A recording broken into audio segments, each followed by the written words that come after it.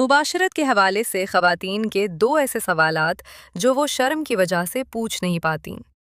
माशरत या जिनसी ताल्लुक़ हमारे माशरे का वो मौजू है जिस पर अमल तो सब करते हैं, मगर उस पर बात करने के लिए कोई तैयार नहीं होता। मर्द किसी न किसी ज़रिए से दुरुस्त या गलत मालूमात हासिल कर लेते हैं, जबकि ख़वातीन इस मामले में निस्बतन ज़्यादा मुश्किलात और कन्फ्यूजन का शिकार रहती हैं। शादी से पहले ना जिनसी तालीम दी जाती है और ना ही मुबाशरत के बारे में खुलकर बात की जाती है। नतीजतन शादी के बाद जब ये ताल्लुक़ कायम होता है तो ख़वातीन के ज़हन में बहुत से सवालात जन्म लेते हैं, जिनके जवाबात ना मिलने की वजह से खौफ, उलझन और ज़हनी दबाव पैदा हो जाता है।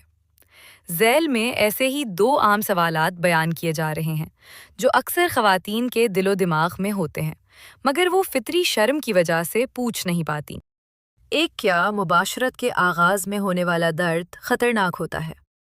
शादी के बाद पहली बार मुबाशरत के दौरान अंदाम नहाई में दुखूल की वजह से दर्द महसूस होना अक्सर लड़कियों को खौफज़दा कर देता है।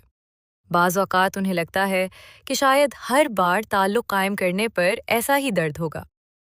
हकीकत ये है कि पहली बार दुखूल के वक्त अक्सर लड़कियों में एक झुर्री मौजूद होती है, जिसके मुतासिर होने या फटने से दर्द और बाज़ सूरतों में हल्का खून भी आ सकता है। ये हर औरत के साथ लाजमी नहीं होता और ना ही कोई बीमारी है। वक्त के साथ जिस्म इस अमल का आदी हो जाता है और दर्द की शिद्दत खुद ब खुद कम हो जाती है। 2, क्या जिनसी ताल्लुक़ ख़वातीन के लिए भी इतना खुशगवार होता है जितना मर्दों के लिए?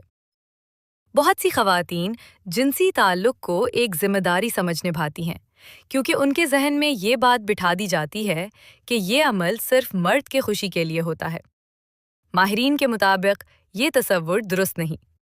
इब्तिदा में मुमकिन है कि ख़वातीन को दुखूल के दौरान ज़्यादा लज़्ज़त महसूस ना हो, मगर जैसे जैसे वो ज़हनी तौर पर पुरसुकून होती हैं, अपनी शरीके हयात पर एतमाद करती हैं, वैसे वैसे वो भी इस ताल्लुक़ से लुत्फ़अंदोज़ होने लगती हैं।